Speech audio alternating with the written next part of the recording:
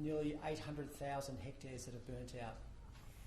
Only last week that number was about 200, so significant growth as a result of fires that we saw impact Victoria and mainly the east of the state, so the northeast and East Gippsland on Monday, overnight Monday and into Tuesday, and those fires have continued to grow since that time. At the moment we have 14 watch and acts across the state, again mainly in the east of the state. We do have one down in the southwest. We've also got 4 evacuate now messages out as well. 2 of those for the Corryong fire, so on the east and west sides of that particular fire. Also now down one in East Gippsland and one down in the southwest. So we literally have hundreds and hundreds of kilometres of active fire edge, of uncontained fire. So that's the situation we find ourselves in at the moment. What we're experiencing is our state is drying out well and truly. And we've got warmer weather, and Richard from the Bureau will speak to that in a moment. But we'll see some northerly winds tomorrow. We'll see a change come through. He will speak to that in more detail, but what that means for us is elevated fire conditions. As a result of what we have and what we're faced with, the Premier last night declared a state of disaster for 6 local government areas across the east of the state. That message was reinforced today when the Chief Officer of the Country Fire Authority declared total fire bans in the Mallee, the North Country, the North East, East Gippsland, Southwest Gippsland and North Central. So all those areas, tomorrow, day of total fire ban. What we've done, our key message has been about people in those areas where we've defined there's a potential impact from the fire should not be there. We went out last night with some really strong messaging that if you're in that area, you should be getting out. And it's been a credit to Victoria Police and all our other emergency services that have been working so hard overnight to come up with a really, really strong plan to support and enable people to leave. So that's the situation in relation to fire, the declaration. But what we're talking about are the fires that we know. And the risk is any new starts. And we saw that in the lead up to last weekend. So where again we gave the community an idea of where we believed the fires would travel, the East Gippsland fires. But we had the Mallacoota fire. And what the Mallacoota fire did was actually block the Princess Highway. So that's why the message at the moment is very much about if you can get out, you must get out now. Because who knows, there could be further fires start this afternoon or into tomorrow and cut further roads. So it will be too late to leave. So our fire services, our police and emergency services, everyone is doing absolutely everything they can to keep you safe. This is very much though about a shared responsibility. And there are things that you can do. And over and above leaving that particular area, you also need to stay across the conditions. And you can do that by downloading the Vic Emergency app. It's never too late. Do it. Also know who the emergency broadcaster is in your particular area. Don't forget the Vic Emergency social channels. Or the hotline, 1800 226 226. So please, we're doing all we can. We want you to do what you can to look after yourselves and in the long term make things easy for our fire and emergency services when they have to work in these particular areas. I'll now ask Richard Gossell to speak to the weather conditions. Thanks, Andrew. If I could just start by saying that the Bureau of Meteorology really feels for the people of Victoria being affected by these current terrible fires across the state. We keep working closely with emergency services to provide the latest and most accurate information we can. Speaking of the weather, today we saw easterly winds across much of the state spread smoke from Gippsland and the northeast across to central areas including Melbourne. We've seen visibility, really poor visibility, in fact, across a lot of the area. Moorabbin down to 2,000 metres, Avalon about 1,500 metres, Latrobe Valley as well around 1,500 metres, and Albury down to 500 metres of visibility. Now that smoke unfortunately will hang around tonight, but will contract to the east of the state tomorrow as we see a wind change push across from the west. Now that wind change will reach the southwest of the state in the early hours of tomorrow morning. It will cross to the metropolitan area of Melbourne around about 7 or 8 a.m. tomorrow morning, pushing into the Gippsland region, the area affected by fires in East Gippsland, in the early afternoon, and not through the northeast of the state until the evening. Ahead of that change, we'll see some quite strong, hot, dry, north to northwesterly winds, and behind that change, we'll see some quite gusty southwesterly winds to follow. Also ahead of the change, we'll see the temperature climb into the low to mid 40s across much of eastern Victoria. And in fact, in Albury-Wodonga, we expect a maximum of 46 degrees tomorrow before that change, and into the high 30s or even 40 degrees across parts of East Gippsland as well. Now, what we have seen over recent times is that areas where smoke remains very thick, that has had some impact on the maximum potential temperature that can be achieved, keeping that back by a few degrees. And that may be the case again tomorrow. However, this will not impact the expected fire danger that we're seeing across northern and eastern parts of Victoria, where we're seeing severe fire danger, even extreme, across the northeast district for tomorrow.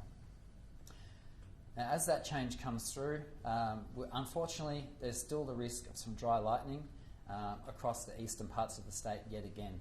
But we haven't got rid of that risk yet. Also, once that change does come through, I mentioned those quite strong and gusty winds that will push through. And in the following days, we do see some potential for rain over parts of the state. Thank you. So as we know, our communities in East Gippsland and in our northeast have been impacted heavily by very high levels of smoke, which have created hazardous conditions. This means that people in all of East Gippsland and also in our northeast really need to pay attention to their health conditions at this time, and if they are able to relocate, as the Commissioner has said, that would be terrific for their health. Unfortunately, with the weather conditions, we have seen the smoke move over Latrobe Valley, where we also have some very poor to hazardous air quality, and across Melbourne. And even Geelong has received poor air quality as well. So what we're asking people is, if you're sensitive to air pollution, now is the time to put in place your treatment plan, and where possible, reduce your exposure to the smoke so that you protect yourself. As we have already talked about, we expect those conditions in Melbourne, Geelong and the Latrobe Valley to ease tomorrow, but of course the communities in East Gippsland and North East are not really getting a reprieve, and we expect the hazardous air quality to continue into the next few days. So we need people to take, or to be aware and to take those measures that they can to reduce their exposures where possible. Keep informed on the Vic Emergency website. And again, if you can go and stay with friends and family and stay out of the smoke, please do so. Thank you. Good afternoon, everyone. So Mick Granger is my name, from the Victoria Police State Emergencies and Support Command. I'd like to firstly thank Victorians for heeding the message that was distributed last night. We're seeing on our major roads out of Gippsland and out of the Hume district significant increase in traffic flows in those areas. And what I can say is that those traffic flows, whilst increased and seeing some roads congested, are very, very orderly. I'm not in a position to talk to you about the numbers of people evacuating, but we certainly have very clear evidence that people have heeded the warning, and we congratulate Victorians for doing that. Victoria Police is working really, really hard with our partners across agencies, particularly DHHS and the Defence Forces, to provide some sort of support to those isolated communities and support evacuations to start with at Mallacoota in far eastern Victoria. We know that today operations commence with the Defence Force to evacuate around about 1,200 people from Malakuta. We know that one of the ADF vessels has left Malakuta, and they're in the process of loading about 1,100 people onto a second vessel that will leave later this afternoon. We anticipate that, given appropriate weather conditions and sailing conditions, that we'll see some of those evacuees land up in Hastings tomorrow afternoon, early afternoon. I would have to say that Victoria Police has stood up our State Police Operations Centre. These are very, very challenging and unique times for Victoria and for Victoria Police. We've developed overnight a strategic plan that will help see us deliver on our responsibility to execute the evacuation on behalf of the Premier. We ask that people that are able to evacuate do evacuate. They do so in an orderly fashion. They will come across police at traffic management points and other emergency services personnel, and we ask that they just demonstrate patience as they have done to date and obey the instructions provided to them by people on those traffic management points to facilitate their safe exit. I'd like to assure the community that we will have police in those communities that are being evacuated present to provide security and assurance, I guess, to those that remain behind. We have very, very clear guidelines with our people that they'll be provided information on the emerging fire danger in those areas, and they will remain in place supporting those communities whilst it's safe to do so. I can say that the numbers, sadly, of deceased remain and unaccounted for remain the same. So we have 28 unaccounted for persons, and sadly we've lost 2 lives in Gippsland. That number hasn't changed since this morning. And I ask you for your patience in that regard. I ask you to understand, as Andrew indicated, the enormous size of the fire threat that faces us. We have very, very hot fire zones. We have areas that have been damaged by fire but are not safe to proceed into. So those numbers will jump up and down in respect to the missing persons, the unaccounted for persons. So I just ask for your patience. Our process will be to validate that someone is listed as missing or unaccounted for, and then make inquiries when it's safe to do so to locate those persons. In terms of the isolated communities, so I've talked about Malakuta, but we're also working through a list of other priority isolated communities in terms of providing them the ability to communicate. So we've dropped satellite phones into some of those isolated communities. We're in the process of informing them of the recent declaration and seeking their advice as to whether they intend to evacuate or not. As you will have heard last night, people who have a pecuniary interest in a particular premises are not compelled to leave. You will also have heard that Victoria Police certainly have power to direct evacuations. Our commitment is to supporting communities to evacuate. We will not be making wholesale arrests for those that choose to stay. So I need to be clear on that. We're very, very focused on working with the community to make this as easy as a process in difficult circumstances as we can. I just again reiterate, I'd like you to be patient with us. I'd like you to understand that the emergency services across the sector and police are working incredibly hard, often in communities that they're part of themselves. So they'll be incredibly pressured by what's going on, but their very strong commitment to the safety of Victorians is completely evident to me. It's completely evident to all of us in Victoria Police, and we're very, very grateful for the efforts of all emergency services, all of the other agencies that are supporting this effort. So I'll throw back to Andrew. Question.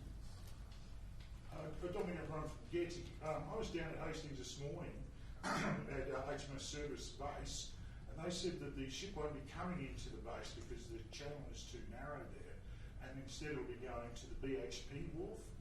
Can you confirm that?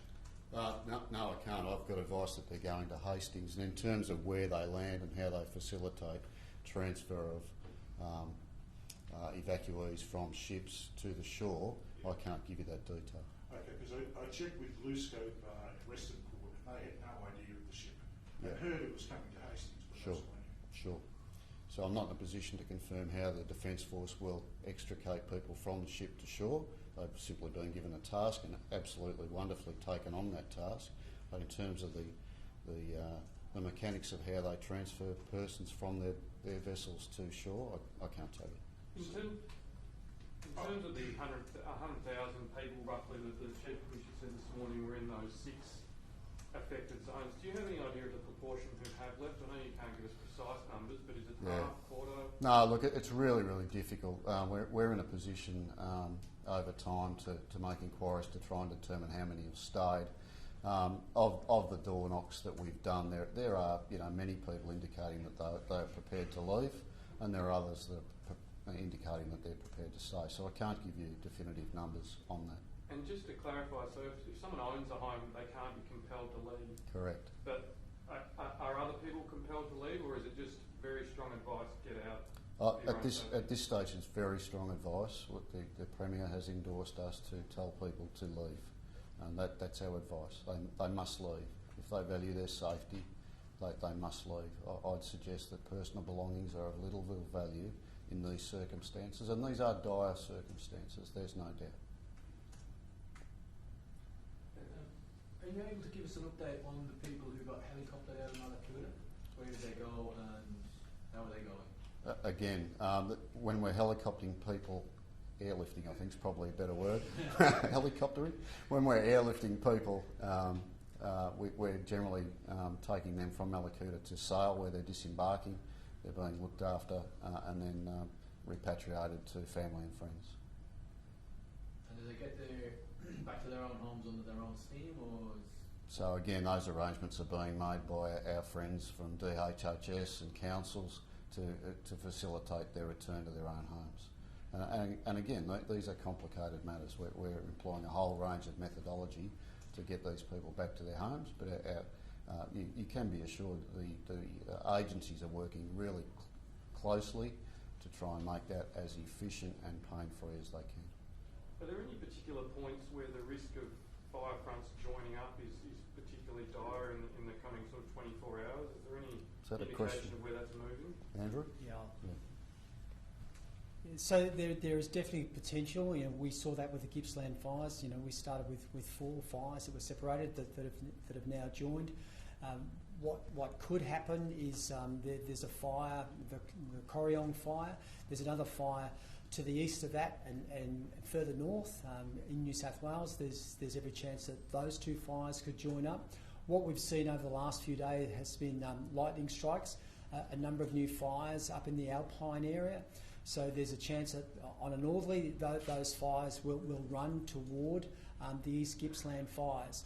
So there is certainly potential over time. It mightn't happen tomorrow, but there's certainly potential given the elevated fire conditions and what we've seen occur with other fires. And I've made the point a number of times that it's not been unusual to see fire runs of between 25 and 30 kilometres, and for that to occur overnight. So yes, there is potential for a number of fires to join up, whether that's tomorrow or over the next few weeks, because the point we want to make is that, 2nd or 3rd of January, we've got a long way to go when it comes to fire danger in the state. There were some people in Gippsland who didn't evacuate on the weekend despite the advice and regretted it. Do you think that this time around people are taking those evacuation advice more seriously? Are you happy with the response from Victorians? Well, from what I'm seeing, again, I'm sort of reiterating the point that Assistant Commissioner Granger has made, that I was just talking with people in Bairnsdale not long before I came in here, and there's certainly a lot of people on the road. So again, I thank Victorians that are on the road now, that are heeded the advice, the warning, and actually moving out of what we're saying is the potential impact zone. How concerning are the conditions tomorrow, just that combination of those northerly winds and then that strong change? Yeah, they're very concerning again. It's we have those elevated fire conditions. We have total fire ban across a number of weather districts in the state, and it's of concern. It's of concern in relation to the going fires we've got, but there's also the potential, as Richard mentioned, that there's new starts tomorrow with thunderstorms coming through and dry lightning, so new starts. So again, don't just be focused on the fires we've got at the moment. Be thinking about where there could be other fires. All right. I'm sorry, I just had a couple of questions Yeah. to Andrew about the air quality. How likely is it some areas around Melbourne are already very poor? Are any hazardous, and is this something unusual? In Melbourne and in Geelong, they're at the very poor category. They're not hazardous. There are some locations in the Latrobe Valley that have been hazardous for a short period of time. So it's the same messaging, really. If you see, smell smoke, if you are, and you can see that air at the moment, and particularly if you are sensitive, you're pregnant, you've got young children, if you're older, and as I say, any pre-existing illness, we're asking that you take precautions at this point. So we know in Melbourne that will improve tomorrow, which is terrific, but let's take some measures now, because again, we've got a long season to run, we've got a lot of fires in the landscape, we know we're going to have smoke, so we need to be dealing with those issues. How does Melbourne compare at the moment to other parts of the world? I can't tell you where it ranks in the world rankings for poor air quality, but look at Canberra. Canberra's topping number one. So they've really got some really huge levels. And I want to say again, our communities in East Gippsland and the North East are the ones we should be thinking about because they've got hazardous air quality. They have had for a period of time. And so we really need to be thinking about them and the sorts of measures we can put in place. What does that mean health-wise when it's hazardous? Well, it depends on who you are, and clearly it depends on your health status, and most people that have pre-existing illness do understand that, and they know about whether smoke's going to affect them or not, and really the only thing you can do is reduce your exposures as far as possible, and if you are concerned in those hazardous air conditions, go and seek some medical support where you can, because we do know we've got isolated communities as well.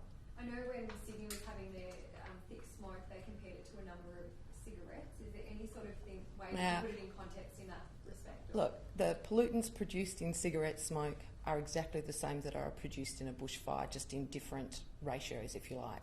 So when you're breathing in air pollutants, whether it's from the back of a car or a cigarette or a bushfire, the pollution is the same and it has effects on your health. And particularly when it's sustained over a long period of time, the more sensitive people will be affected. And I guess that's the thing, is we just have to keep pushing this exposure reduction measure all the time. So stay inside. Where you can, and as I say, we do know that homes in Australia are leaky, and so where it's possible, if you need to seek shelter, libraries, shopping centres, but again, this doesn't really help our communities in East Gippsland and the North East. So we have actually started to look at air cleaners with HEPA filters. We have found that in particular locations they've been helpful to remove the particles out of the air, and they can provide a clear air space. And as we move forward into the season and as we see how these fires pan out and the smoke that comes from them, we're going to need to look at those sorts of measures. Thank you. Can I just finish up to again make that point about what a big team it is that's keeping our communities safe. Quite rightly, we should be talking about our fire services, our police and our other emergency services who are all doing a wonderful job. But when it comes to keeping communities safe, it's not just about out on the front line, so to speak. I had the opportunity to visit the Relief Centre in Bairnsdale a couple of days ago, and I want to acknowledge the efforts of other organisations like the Red Cross and the Victorian Council of Churches. They're there also keeping people safe that have been impacted by these fires. And I spoke to people myself that have lost their homes, and just the caring and compassionate way in which those other volunteers are doing their work to keep our community safe is very much part of this overall team. There's other organisations and other communities. When we were in Bairnsdale, there were people from the Indian Sikh community that were handing out food. I've had approaches from many of the other multicultural communities that make up this great city, this great state, because that's what we are. We're a multicultural community. So there are many, many other people that are also playing a part in terms of this big team to keep our community safe. Again, to the media, thank you for what you do to keep pushing out our messages. You're a critical part about also keeping our community safe. A lot of people have been working a lot in recent times, so I hope you're also looking after yourselves. Thank you.